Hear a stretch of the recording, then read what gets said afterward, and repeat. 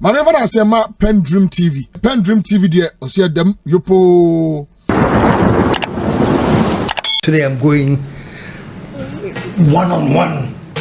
I call him now, he's the most, I don't know how you call it, the position he has now is possibly the most respected and the most feared at the same time in Ghana. Let me shut up. Put your hands together, show some love for my good friend, Musa Dankwah. They say we're big, you're big, oh. Because it's like, you don't feel it. You know, I was watching Adom Otchere, and I know for sure that he was one person that castigated the hell out of you based on some polls you had made, you know? Political research. Musa Dankwah, you are disgracing political research. What is this? Where is this coming from? What is this? Musa Dankwah, you are disgracing political research. We don't like that. If you didn't study political science and if you're going to learn it from some cocoa, please don't come and embarrass us. Stephen Adom will be, Stephen Adom is an NDC man, but he will be embarrassed by this. What kind of research is this? What is this? Musa Dankwah, what is this? He was now projecting a poll from Musa Dankwah.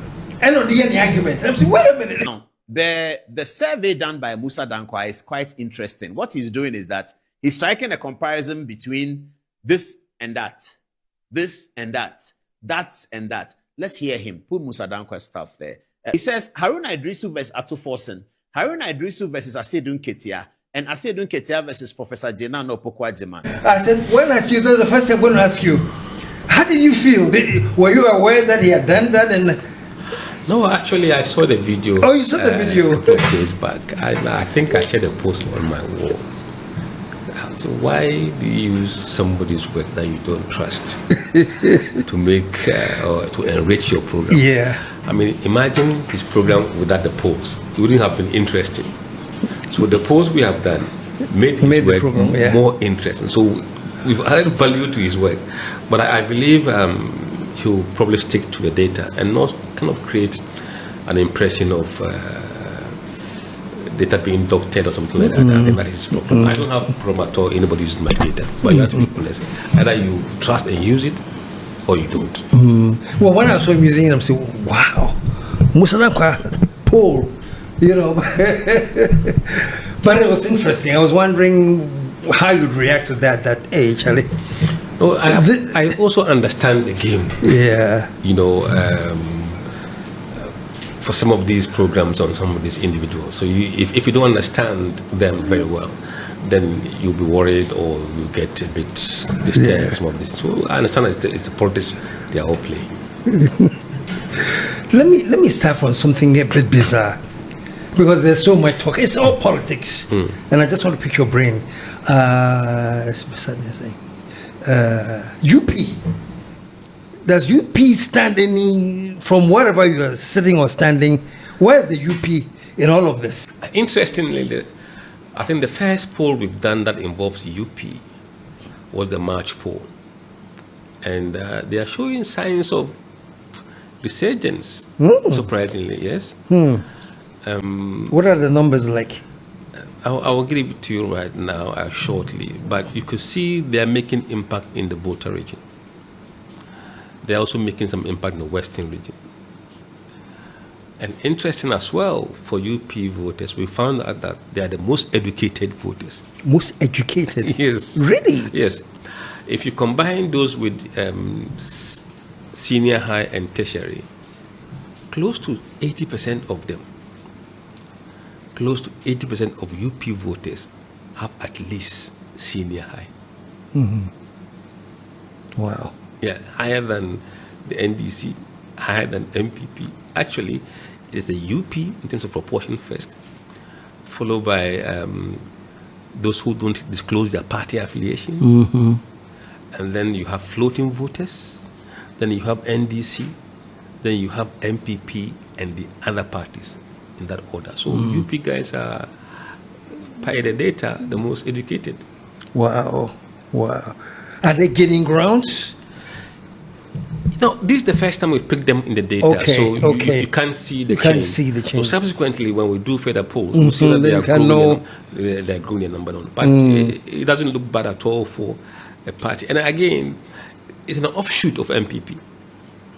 So what we may be seeing are people who would were normally MPP that are going to UP. However, in the voter region, those who are moving to UP are not MPP, rather NDC. Wow. So it's a bit of mixed bag. Wow. So is it the MPP voters who are not moving to UP but NDC? No, generally it's MPP voters going to UP, but in the voter region, in particular, those going to UP are not MPP but rather NDC. I see. So UP is attracting both of them. Yes. And they're very, very confident. You know, I've listened to Solomon Owusu, and he's like, "You guys, you're in for a big shock." Yeah, I mean, what we are doing, fortunately, after listening to some of the smaller political parties, we used to, merge all of them as others in terms of the report we publish. What we have done in going forward in the June poll, that we've shown every party individually. You can see those who say they are CPP, PMP, PNC, Irega's party. So we've now kind of put them individually. When we are done, that we can then consolidate them. We know the strength of each before we can consolidate. So it gives us a time to see what the strength of the side of the particular party is on their own. Does your reader pick the base anywhere? We haven't caught them yet. So now they are in the options we have for voters. The base is there. We'll see what size are they across the country. So it's the base allegedly is for Kennedy Japan. Your polls have picked anything like that, or you haven't even? The question is, there are two bases now. There are two bases. Yes. There's one led by Ajako and his people. There's another one from the former campaign manager of Kennedy. Yeah, Utibonsu. But if you look at closeness, then the guy closest to Kennedy may be the real base. But I understand the case is in court, so we're waiting to see what happens. But look, the people in the base, whether the Ajako base or the Utibonsu base, they all kind of have the same kind of ideas as to where they want to take the party to. Let's move on to the MPP. Now it is certain that Bawumia is their candidate. That's certain. What I'm picking, and I don't know, what I'm picking, a good friend of mine would say, what the street is saying. I mean, I thought it was ridiculous, but I said I would ask you when you come here that personally, Bawumia would prefer Asiedu Nketia to be the NDC candidate. Is there any truth to that? Look, if you are a data person, you are guided by data. If you look at the last poll, which is the March poll, which of the candidates are giving Bawumia a better chance of winning?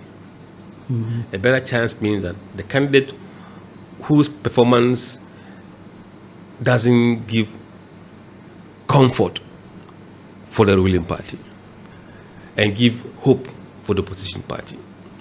If you look at Asiedu Nketia's performance against Bawumia, it is 51% against Bawumia 39%. That's about 12% gap. Asiedu Nketia has 51. Yes. Bawumia was at 39. 39. Yeah. But if you move up to, let's say, Haruna Idrisu, I mean, the data shows that he does 54% against Bawumia's 37%. So that gap is much bigger than that of Asiedu Nketia. Now, if you go to Forson does 55% against Bawumia. Bawumia gets 37%. That is 18 points gap. So would I choose somebody who has 18 points gap to face an election? I'll choose the one that gives me 12 points gap. So naturally, statistically, I'll go for the one that gives me a chance. So I wouldn't be surprised if people are clamoring for Asiedu Nketia because probably they've seen some numbers and that may be guiding what they say. And will this be part of the decision making for the NDC? Look, every natural person will look at who is the best for me. That's how candidates are selected in many cases. There are instances where we've seen a party select somebody who is weaker than the other. And if you look at the 2023 MPP primaries, we're doing the same thing we've been doing now. We're doing head-to-head between Mahama and Bawumia in 2023. We're doing Alan Martin against Mahama in 2023. And the data shows at the time that Alan was doing 2% better than Bawumia against Mahama. 2% better against Bawumia. But NPP ended up saying Alan was doing 2% better? Yeah, so in some cases you see maybe Bawumia on 38% against Mahama, but then against Alan, Alan goes to 40%, and Mahama drops. So those are the things that people were looking at. So I would say that in 2023, the stronger candidate for MPP was not Bawumia, but Alan Martin, but they didn't elect him. But delegates have their own reason for picking who they want to lead us. So many issues go into delegate. And remember, Alan withdrew from the race when he lost the super delegate election, and then Kennedy couldn't defeat him in the main primaries. The same thing, delegates are looking at the polling data and see who is the best for us. But for now, I think without any doubt that Forson is the best performing candidate for the NDC at this moment. Does your poll show why he is the best? I can give you some from the data and some sentimental. Sentimental in the sense that you could feel that people attribute what is happening in the country today to the economy. So generally, he gets the credit for what we are seeing in terms of cost of living. If it goes up, it's going to go against him. And the price of certain things coming down, people feeling a bit relief and so on and so forth, inflation coming down, they attribute that to him. So he's getting that kind of credit. So for me, and from the data, I believe that if he doesn't hold this stable, he will suffer from a drop in those numbers. Besides that, look, demography is very important. And I always say that if you want to know who's going to win, look at the demography of the voter. This country is 78 to 80% young voters, people around 44 years and below. When they line up to queue to vote, who are they voting for? When it is Bawumia against Forson, how many young people vote for Forson? And how many young people vote for Asedin Ketia against Bawumia? It gives you a clue.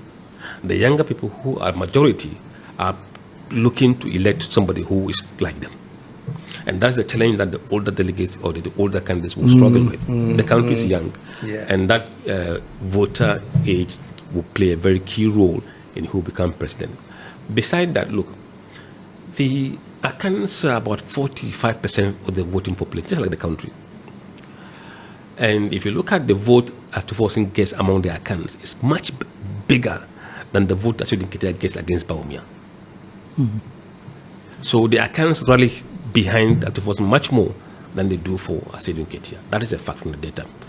And also, when it's Asedin Ketia, you have MPP guys rallying behind Bawumia than they do if it's against Forson. It means that a lot more of the MPP voters vote for Forson against Bawumia than if it is Asedin Ketia and Bawumia. So those are the differences that we are seeing so far in the polls. And their vote, if I were to guess, is based on the fact that he's easier to beat. Am I saying right?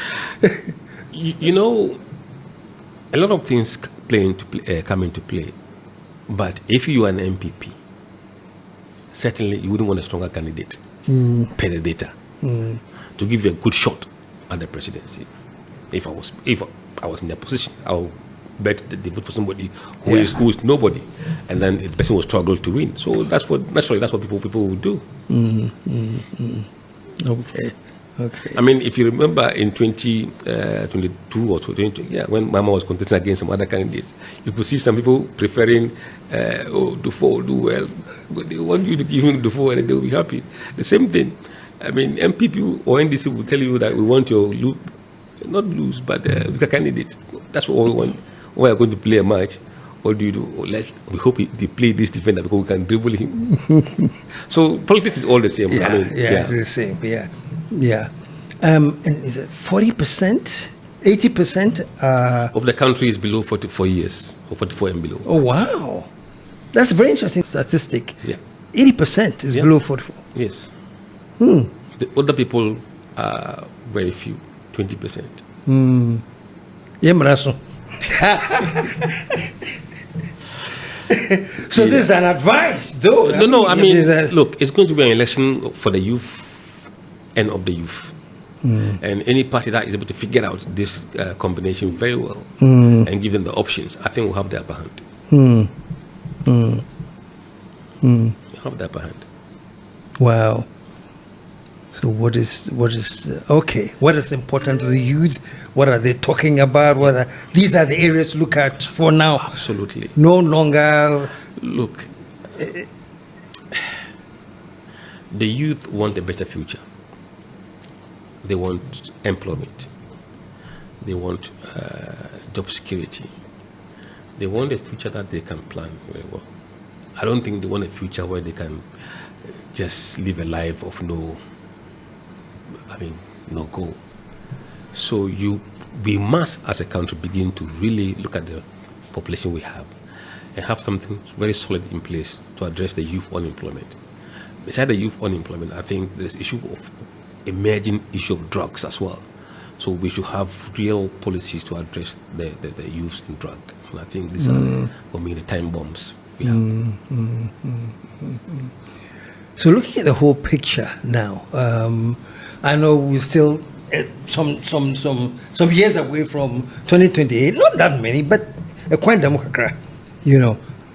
What does each party concern itself with now in the interim? Right now, the MPP has their presidential candidate, and it is supposed to be a big advantage for the MPP. And there are those who are worried that the NDC will lose track. Say, hey, Charlie, the MPP has a candidate. And now I'm sure your polls have picked up. There's already that kind of competition among the NDC as well. What is going to happen? Is it? Look, MPP have their own reason of picking a flag bearer early. That has its own challenges as far as the party is concerned. They have time they have to do healing to heal themselves for the next battle ahead. That's good for a party who wants to confront the next election with a single voice. For the NDC, I don't think they have business in planning to replace somebody, because whether they win or they lose, it's not about who they pick. It's about what they have done when they were given the power. So they should focus on performance. Because when you perform and you deliver, then the person who is going to carry the flag is going to run on a record of what you have done. Based on what you have been able to deliver. So I think the focus for them, they should completely close their eyes from the polls. If anything, they should remember that it is their own performance as a government that would let them win the next election. If they don't perform, they will lose. Because you see, the tendency that, it's 4 years, is gone. These voters have no allegiance to those kind of theories. They don't have patience. The voting behavior has changed. These young people, they are no nonsense. It's not 4 years. It's not 8 years. Deliver. It's not deliver. If you deliver 8 years, I don't think, look, if you deliver even in 4 years, another 4 years, they don't care how long you are in power for. If you are delivering what they want, why should they replace you? So people should think that it is 4 years mandate, not 8 years. And that in that 4 years, you must deliver to the expectations of the people. You may not be able to accomplish everything you've said, but you must have made some tangible strides in proving that, look at what I have done. I can do more. But if what you have done is not good enough, they won't say, let's try them again. They will kick you out. Kick you out. Yeah. So they should focus on delivery, so that when they go to the election, they'll have their scorecard to put on the table. Know how early you were able to go to Congress and elect a candidate. It's not a candidate who will win the election for you. It can be the performance. Is the record of the party, the performance of the government. What's on the ground of the government? Absolutely. I see. Look, polls will be done. It doesn't matter what they say, because the pollsters are not part of the government machinery. Pollsters are independent people, and they let people see the views of the public, right? That doesn't mean that you should lose focus and be fighting among yourself as to who should lead. who should lead is not about who can outsmart one or the other. It's about who has delivered. Okay. I get it. So it's very interesting that within the parties, somehow the focus must be different. It's not a leader trying to assert themselves, me a leader, these are my qualities. Rather, where it will be for one party, and for another, it is what have you done? Absolutely. What have you been able to do? Absolutely, because the MVP was voted out because people perceived they have not delivered on certain areas that matter to people. Before the election, it was about economy, employment, education, corruption, and health. Top 5 issues. So if you go back to the voters on your scorecard, how do you think the government has performed on the economy? If you are scoring on the same level as MPP, you are on your way out. If they measure against unemployment, you are at the same level as them. That's not good for you. If they say on corruption, look, so the indices must work in your favor for you to win the election. And that's why people vote based on issues. On the economy, I think maybe things have improved. Okay. And that is why if you ask people what is of great concern to you today, people don't mention the economy anymore. They figure, well, some work, yeah. If you see economy being top issues, either they fear it will crash, or they fear somebody coming will crash it. Okay. So you have to look at data very carefully. But now, it's not of high priority to people. They don't It's feel not the issue. It's not the issue anymore. The issue, though, now let me jump right into that. The issue has been the fight against corruption. Absolutely. The issue has been this loot everywhere you turn. It's another weakest part of the government. I think in the next poll, we'll see how people perceive the government in terms of how they perform on the oral and the corruption fight. Overall, they think the government is doing enough in fighting corruption. But if you zoom down to oral itself, that's a different issue. Because look, you might be doing enough to fight corruption, but are you doing enough in holding people accountable for past deeds? I think that's where they're falling short. Accountable for past deeds. Yes, and even current deeds. Don't just go past and current. If you see any ugly sign of corruption, don't detain it, deal with it. And especially because it was practically a campaign issue on the loot and So looking at that, I don't know whether you've done any poll tracking or whether it has appeared anywhere on your radar that the level of disappointment or dissatisfaction with the fight against corruption has been slow or weak or non-existent to the extent that it's now affecting Mahama, whose major crusade it was to do the oral? Look, until now, in June, when we're going to measure how people rate the government on oral, we've seen evidence from the data that when people are complaining of not seeing any evidence of fighting corruption in the past, it tends to drag down those who think the government is doing enough in fighting corruption. When nothing happens, those who say you are doing enough in fighting corruption declines. And who say that you're not doing enough goes up. So you can see the relationship between the perception of how you are fighting corruption in terms of prosecution and overall sense of where we see you on corruption fight. But this time in June, we are asking people specifically which aspect of certain things do they feel the government has not performed. Not performed, which one has not performed. And that includes oral, that includes job creation, that includes DUMSO, utility cost, and so many other factors. So we want to see what they believe the government has not delivered. Sometimes we want to say government has delivered. It doesn't drive home well. If you say, tell me where you think the government has failed, I think that brings out the emotional more specific. Yeah, and then they will tell you that this side you haven't done well. And I think that's the approach we're using now, rather than the reverse approach. So when will that come out? It will come out end of June. End of June? Yeah, 4th week of June, yes. But I know you depend on data a lot. Everything data. As you said, what was it that you said? Data is magic, on data is something. You said something about data. I mean, the data is everything. Data is, yeah. You cannot do anything without data. Without data, you are walking blind. You can't even feel something like the feeling that people are having right now. You can have a feel, but to what extent? How angry are they? You don't know. But the anger could be 20% or 80%. If it's 20%, your response will be different. If it's 80, then it calls for emergency crisis meeting. Okay. So the level of anger or the data, you must have a bit of sense of where you are with the data. So this poll that is going to go into specifics, you're going to find out, for example, what specifically it's people are saying that the government has not been able to do. Yes. Okay. Specifically. And it's a whole lot of things that we are capturing this time around. And it's a very long list.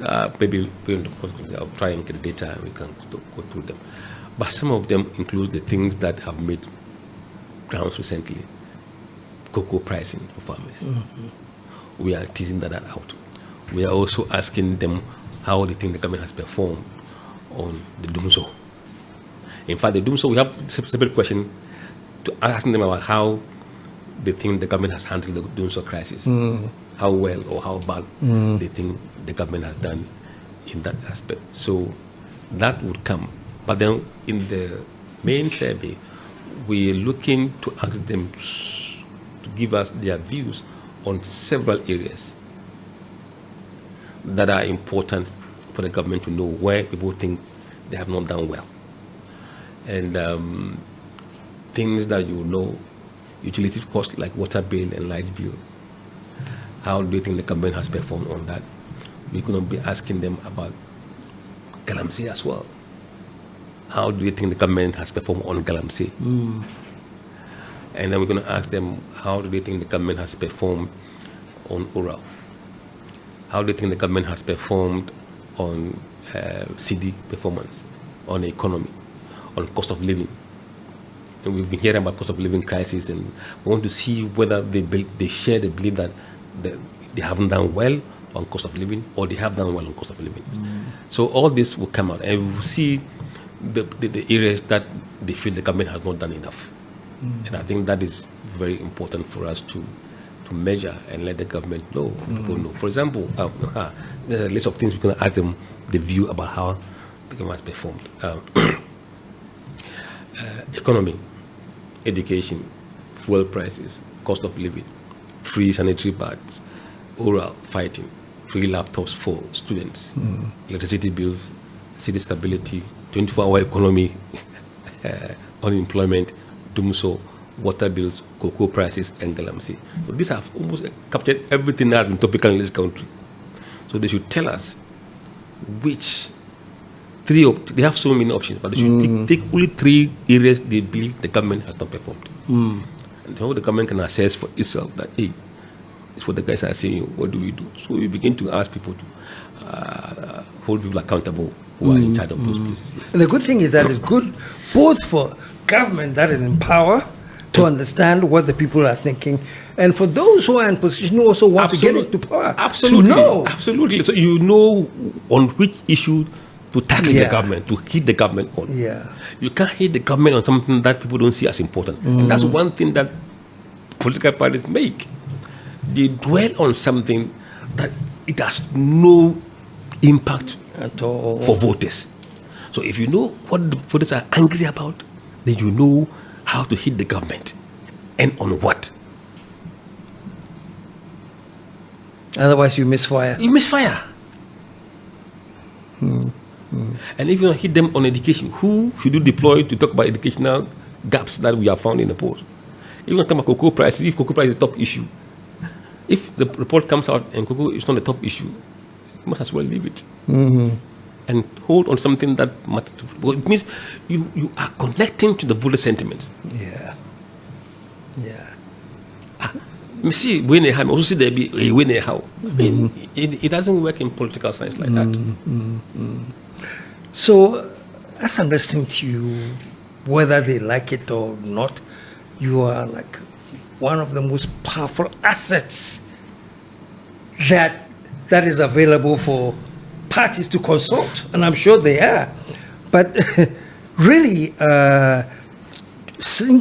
do you have the feeling that you have enough power to influence political direction because of what you know from your data?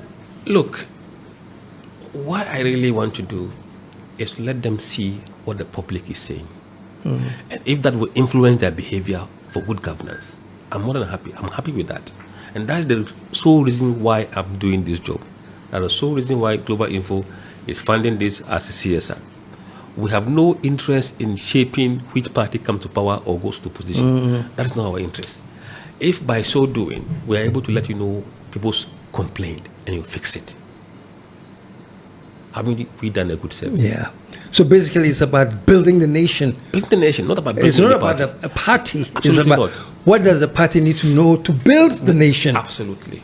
Absolutely. If we say that the country is headed in the wrong direction, and you are the president, and you sit aloof, that is your problem. But we've told you.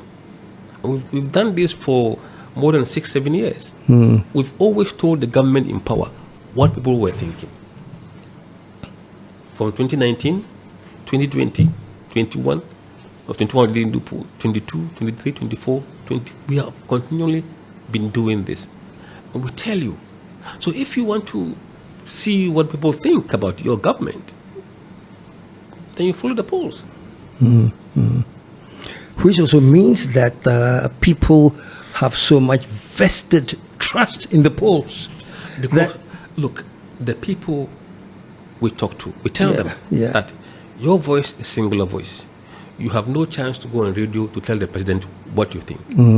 But when you talk to us, we will gather all the views that look like yours and tell the president to the polls.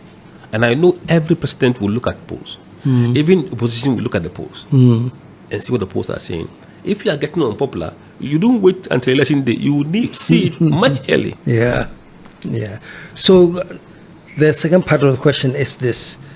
Knowing that, I can imagine that people have approached you, say, Musa Pacho, your polls, can you tweak it a little bit? Let me look good. I'm not asking for much. Well, no, we've had several experiences in that. Oh, wow. Yes. Really in the last year and a bit, when we started the MPP campaign, the polling in the MPP, people who are linked with the campaign, Otchere, so here we don't do that. So they've done that. Even the NDC one, they've done it. Both sides have done it. But the thing is that we will let you know the principle we stand for, our ethics. We don't entertain that at all. And I don't go to grounds to collect the data. People who go there and do genuine work, why should I betray their trust? Yeah. From sitting somewhere in my office here. No, we don't do that. Every data that has come through that I read out came from the people on the ground. My point is that, you have done so well that you have established yourself as a credible source. So they know that if you put them at 2% and they can have a conversation, you can get it to 5 No, see, I'm not, in this job that I do, Yeah. I'm not motivated by money. Okay. Now, money doesn't motivate me. People who know me. I live a very simple life. My diet is maybe 20 Ghana, 15 Ghana cedis. I'm okay. And look, I've lived a life that I've seen it all. And for me, it's the impact I will have on the society and the country that matters to me. When you say you have seen it all, I've lived through poverty. I have worked in an area where nobody wants to go, but we went there to serve this country. I have seen poverty closely to a point that you shed tears. That you feel you were poor. somebody was worse Than you. And I know the value of good governance and how it impacts on human life. And if we are able to build this country with good governance, I think people will be gotten out of poverty. I believe what I'm doing will change life. It will put pressure on the people in power to do the right thing, because nobody wants to see his popularity slamming to 34%, 20%. They will do what is right. It will make the president sit on his toes, turn on his toes, and take the right decision. If you ignore it, there will be consequences. So for me, money is not a motivator. And again, this job is not my full-time job. I'm a consultant on my own. And I get job from being a consultant. And that job is not a polling consultant. You are financial and project consulting. So I don't rely on this. I do this job as a hobby. And that is why I'm in it. Yeah. It's a hobby that could be extremely lucrative if you yes, yes. Well. If you don't have strong ethics to support what you do and be able to say no to people regardless of who they are, I don't care how big you are, I will say no to you. Absolutely not. If you give me a private job to do for you, let me see whether I have a chance. What I see is what I will tell you. And I'm not going to mince my words. I'm not going to say that because you give me a job, when I go next time and you are not doing anyhow, I'll be, no.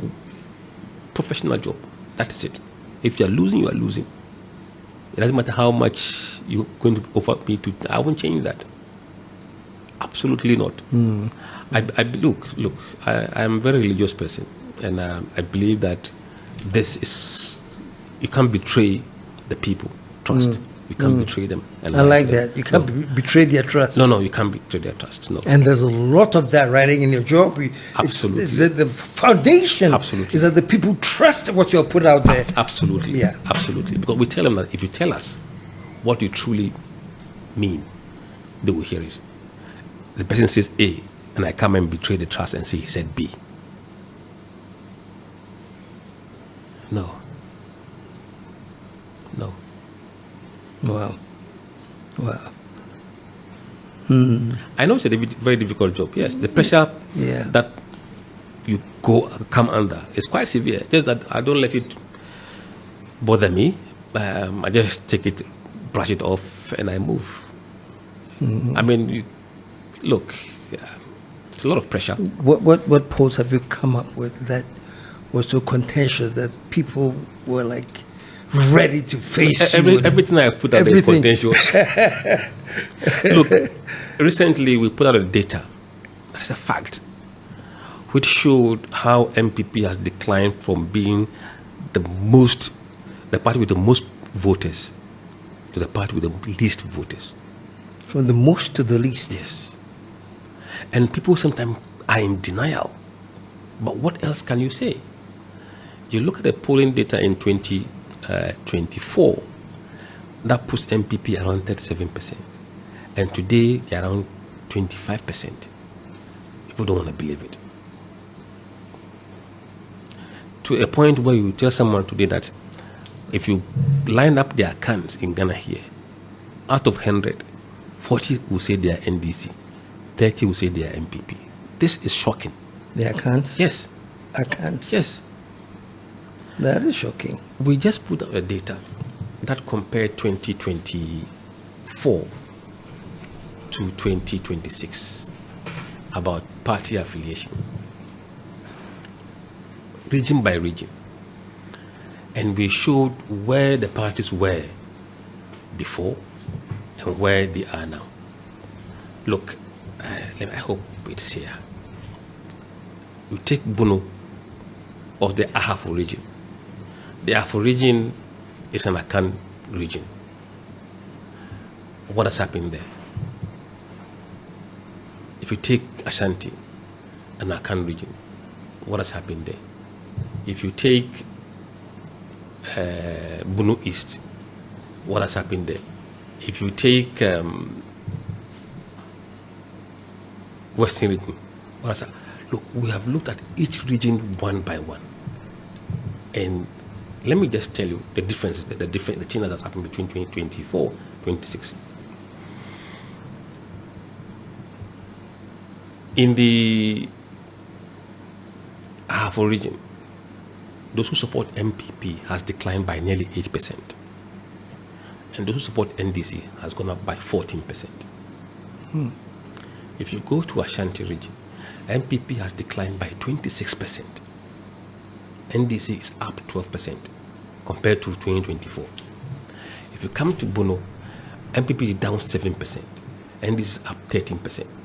Bono East, MPP is up 4%, but NDC is also up 27% in Bono East. In Central, MPP is down 14%. NDC is up 26%. In the Eastern region, MPP is down 10%. NDC is up 17%. If you go to Greater Accra, MPP is down 8% and NDC is up 7%. In Northeast, MPP is down 6% and NDC is up 16%. Northern region, MPP is down 4% and NDC is up 4%. In the OT, MPP is down 5% and NDC is up 21%.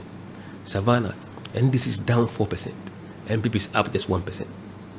In the Upper East, MPP is down 17%, NDC is up, is also down 2%.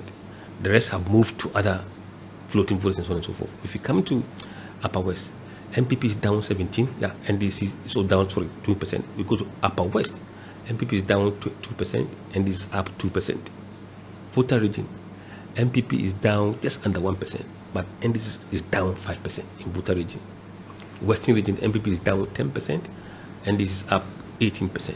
Western North, MPP is down 13%, and NDC 10%. So you can see that the biggest shift in the party affiliation has come from the Akan areas.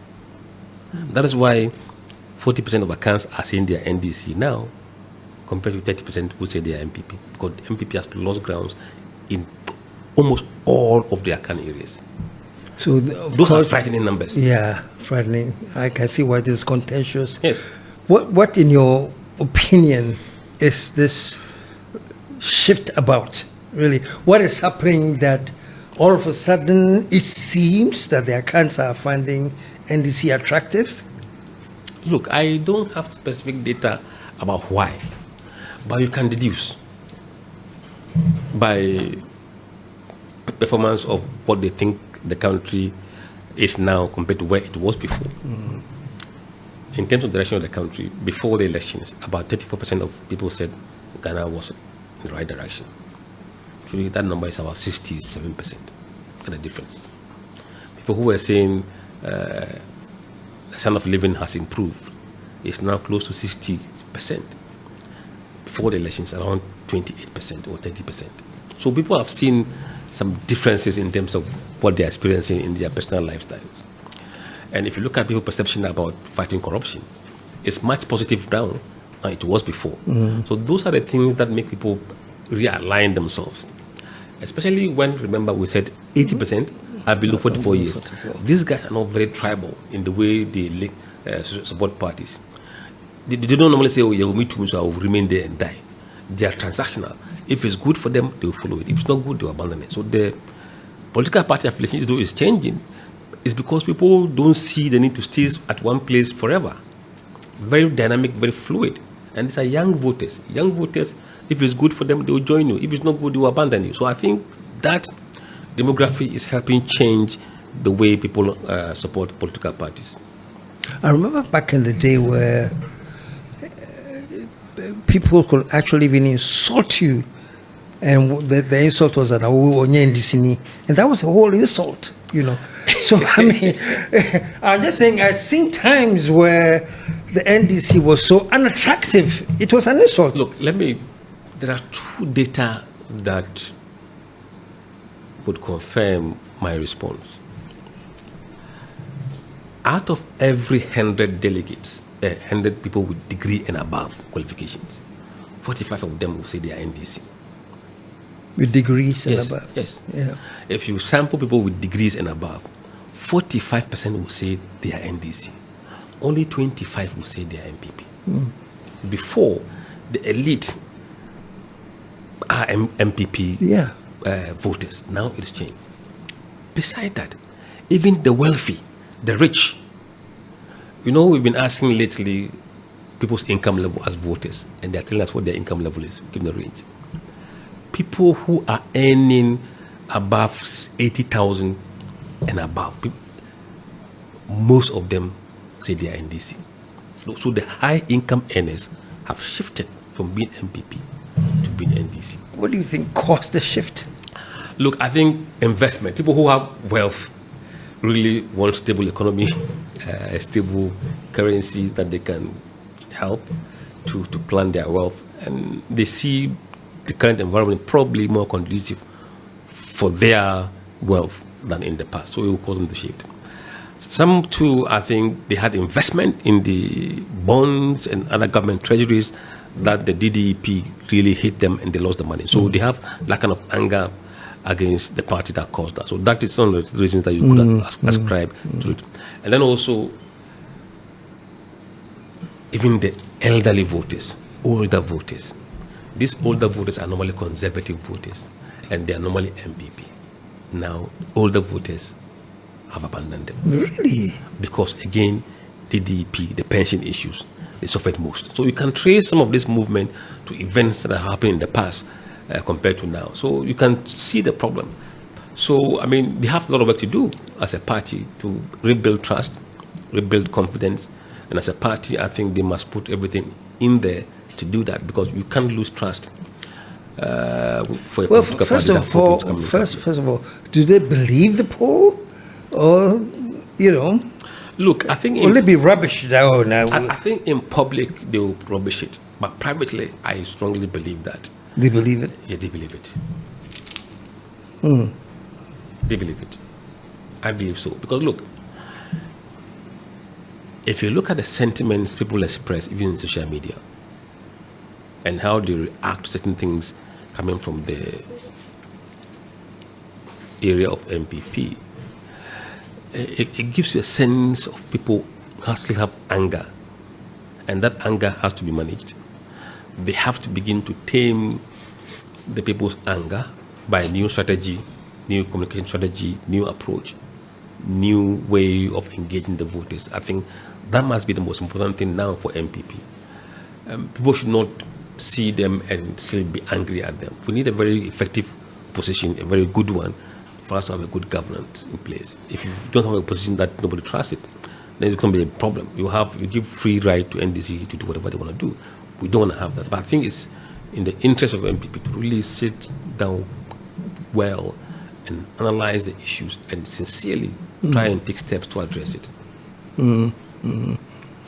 Which looks like it will be tough if you haven't been able to accept that this is true. But you are saying it's been accepted as a truth, except publicly that will not come out as such. I strongly believe that. But I know, I speak to some of them at top level.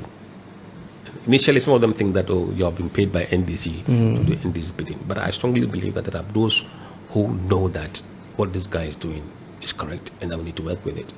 And there are those, for PR purposes, they will rubbish it. And that is, it's okay for them to do in public. But we are in a situation where the voters now are smarter voters. Yeah. And they are on social media everywhere.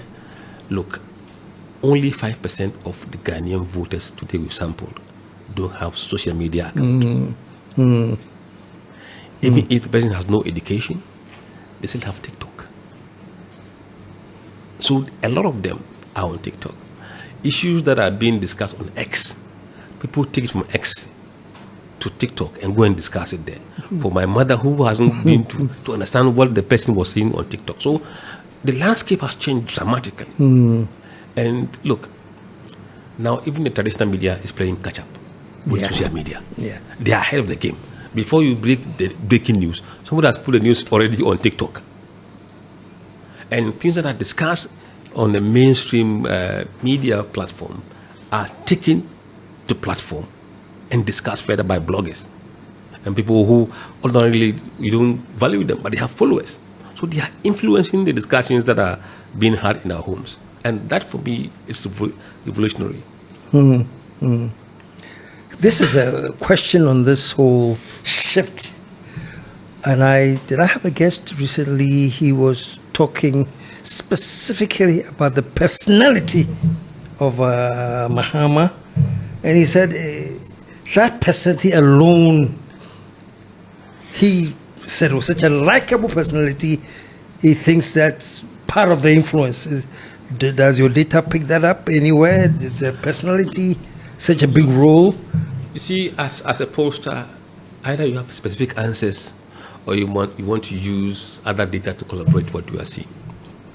If you look at his approval rating as a president, he gets approval rating now, in fact, per the March poll, every region in this country approve of the way he's doing his job. Dislike him. Every region, no exception.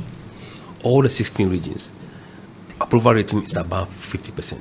In all 16 regions. And that is the first time we've seen this happen in our polling history. Never happened before. This can only be his personality, because you can see a lot of even MPP people approving him. Yeah. Some people will approve him, but they will go and still vote for Bawumia in the general election. Yeah. So they are not, equating the approval of two. Exactly. So you can see the difference between somebody liking the way you're doing his job and then say, okay, when you want to vote, who would you vote for? So you can see clearly that a lot of the people support him, both MPP and NDC. And for the first time, we've seen majority of voters in the stronghold of MPP supporting Mahama or approving his job. Most people, around 56% in Ashanti region, approve of the way he's doing his job. In Eastern region, about 61%. In Northeast, around 53%, 52%. So it kind of transcends beyond party lines when it comes to him as a president. In my analysis some time ago that I did, not data backed, but what I said was this: because Rawlings came out of a revolution, executed heads of states, and he was that kind of military dictator kind of thing. Most of the people, or most of the attraction that NDC couldn't pull, was because of this history. That you came with the revolution and blah blah blah. It seems to me that the NDC spent time to transform together. That's my own dataless thing. Let me consult you. Some of it is pure demographic changes. Demographic changes, yes. In 1981, this happened. In 1979, who was alive among these people who we said they are 40 years and above? Yeah. And so over time, those kind of things lose currency. Yeah, people don't even relate to it. They don't even know it. And that's the problem for some even the Nkrumahist. Nkrumah has done it. Yeah. We've read it historically. Yeah. But it was so far in the history that these people cannot relate it to it. So that's why you don't feel CPP is able to use Nkrumah to galvanize in anymore. The people have changed. In Nkrumah time, we used to buy this and that and that. I wasn't there when Nkrumah was there. Yeah. So the demographic changes has changed everything. And Rawlings, after he left power, he lived as an ordinary citizen. He didn't cause trouble. He lived a normal life. So people don't say, part of the transmission to democratic rule was still under him. Yeah, so people give him credit that when he went, he didn't come up with another gun to remove democracy. So that respect, he gets it. And I think he's even more revered now that he's gone. People really speak well of him than now that he's gone than when he's alive. That's as Africans. When you die, that's when we cherish you.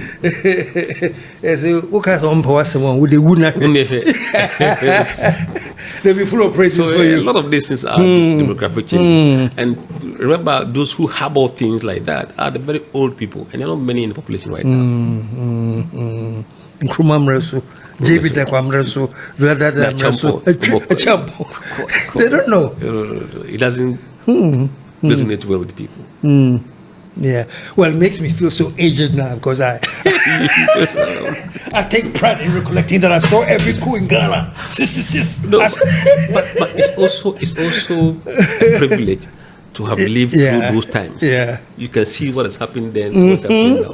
You have better perspective of things than many of us. I hope I do. Yes, it's always a privilege. Yeah, and it's good to observe everything and then adjust and understand why the need is to adjust. I think the problem people have had is just sticking to what they know and that's it, But that won't take you. No, that doesn't make sense. No. You have to. The world is changing, and you have to understand what is causing the changes. Even if you agree or not, at least understand why the changes are happening, and then So my final question, Musa Dankwah, the great Musa Dankwah. It is a very personal question. How do you feel personally? Do you feel you've accomplished quite a bit? Because now, whether people like it or not, people are now understanding the need to respect polls. No, personally, I feel fulfilled. If I hear what people tell me on the street. This morning, I was part of a program by a group of African political consultants at the UPSA. And a gentleman I met there is from a brew. He's from where? A brew. Okay. On the mountains. Okay. And he expressed the joy when he puts me on TV explaining these polls. And we've also had times when students call you about data. During their PhD, they have no data. And we give them data free of charge. When people see what you do and how you've opened their eyes, I think this country has changed forever. Whether I'm alive or dead, I think polling, the way we do it, has come to stay. And Global Info is not Musa Dankwah. That company is there and will be there to continue everything we've been doing. And I believe we've made a huge impact. We've been able to cut through the noise, let the public see what is out there without the interference of politicians. In the past, they've controlled the narrative. This time around, the people are driving the narrative. So all the politician has to do is to keep quiet and learn from what the people are saying. Absolutely, because the voice of the people is the voice of God. And in the past, there was so much interference. Oh yes, I mean, they wanted the people to not to know what is happening. Yeah. You see, and one of the reasons why we have problems is that if you look at what is happening in the NDC race, everybody, every home is discussing the options available for the NDC to choose from. They are discussing the strengths and the weaknesses of each of the options. When you do that, you are able to make a better decision in the end. Right? Because somebody will say, oh, this person has done that. And everybody would engage in the conversation openly. So at the end of the day, when you are going to elect someone, you know everything about the candidates and you make an informed decision. If we don't put this data out there, there will be no discussions at homes. And sometimes the politicians don't want this discussion to happen in the first place. Because it may be that he will not be the one who would benefit in the end. So such a person will fight against that. Or their accessories, people who are working for them, will do everything to tarnish your image. But they don't want the debate to happen in public like that. But we have opened the space. From MPP time, we did it. So why should we do anything different from the NDC one? I mean, we have to be very fair and unbiased to MPP. And before, people were saying that we can't do what we did to MPP in the NDC race but we are doing. We haven't stopped. Nothing has changed. That's that they should focus to what they are doing as a government, not to focus on the polls. The polls just to let you know people's sentiment, and that whoever will lead will have to make a case for himself through the eyes of the public and also for the delegate. I think the transparency has been enhanced, and the discussions are happening everywhere, and that discussions is what enhances democracy. Well, what can I say? Congratulations, man. I mean, for me, people are doing polls. It's not like you started it. No. But you have made it credible. And you have made people understand that it is not something that you go in so that you can make money out of. Even though you can, that is not your profession, anything. No. And I think I'm congratulating you now because that is the brand call Global Info Analytics. It's solid, you know, and it can be tempered with. Absolutely, we believe Yeah. in doing the right thing for the good people of this country. You are, and nothing more. you are, and keep it up. Thank you. Musa Dankwah. Okay, folks, thanks for joining us, and I'm glad you tuned in. I've learned a lot, so I know you have, and thank you very much to my guest, Musa Dankwah. He has become so popular that one time somebody said,